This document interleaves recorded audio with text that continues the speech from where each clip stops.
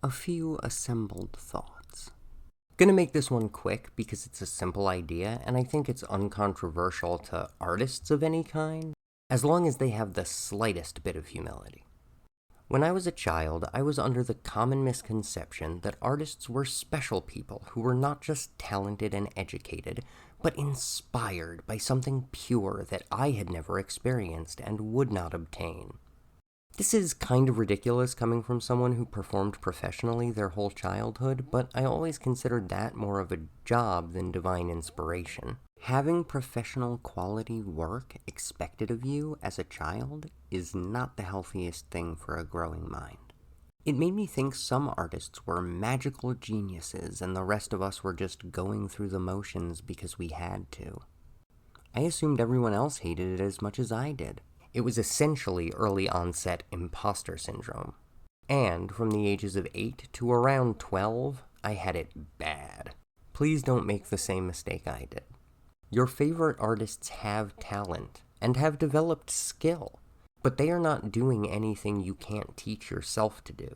And if you hit a wall and find you really can't for whatever reason, I get it, I'm disabled, I wouldn't be a great dancer no matter how hard I work at it. There is something else you can do to achieve the result you're looking for. And that is because what I learned at 12 is just as true today. All art is kitbashing. I guess the vernacular word would be collage, but the point stands. When you open up a new box of minis and build them as intended with little creative flair, you are probably putting the same amount of thought into that as Michelangelo put into sculpting Moses' beard. It took greater skill and more practice beforehand, but when he approached the beard, that practice and skill had already been acquired. When one graduates to converting with bits and green stuff, you are once again assembling the skills and materials you've already obtained on your journey.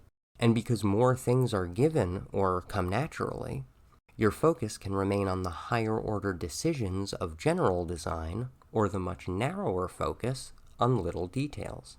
You no longer have to put all of your attention into the things that have become muscle memory. This is what getting better at art is. And every time you get better at something, you now also have access to everything doing that with your other skills and talents opens up. A certain kind of shading, or a certain structural trick, or a way to make an annoying mistake less often. All of these little experiences add up like the leftovers of all your sprues end up in your bits box.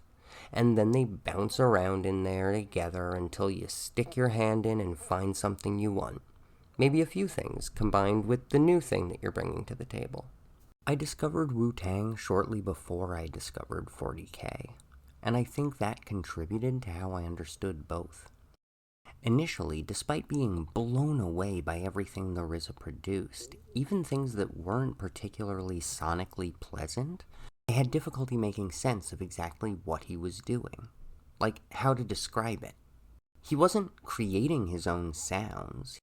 He was taking sounds that other people made and rearranging them to create something new. But eventually I realized I didn't build the piano I was using, and I certainly didn't invent it. How were the notes I was playing any different from the notes he was sampling? A piano is like those painting starting kits and a battle force. You've got everything you need to do the basics and give everyone exactly what they expect. But you can also use those expectations to surprise or charm them. And if you have someone to guide you through it and share their experience, you get a lot further a lot faster. Once you've sat down with the battle force for the 5th time, you'll have a lot more experience and a lot more bits. The same thing is true at a piano, or an easel, or marble slab, or, in my case, bag of trash in my closet that I decided to keep because it looked interesting. Miniature hobbying in general, and the 40K universe in specific, inspire me more than anything else, because all the things I hated about my job as a child in the arts was gone.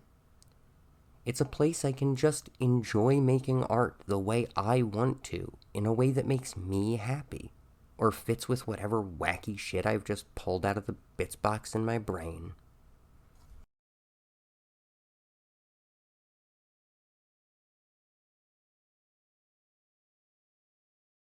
If you enjoyed the video, please like and subscribe. We have a lot more interesting stuff coming soon.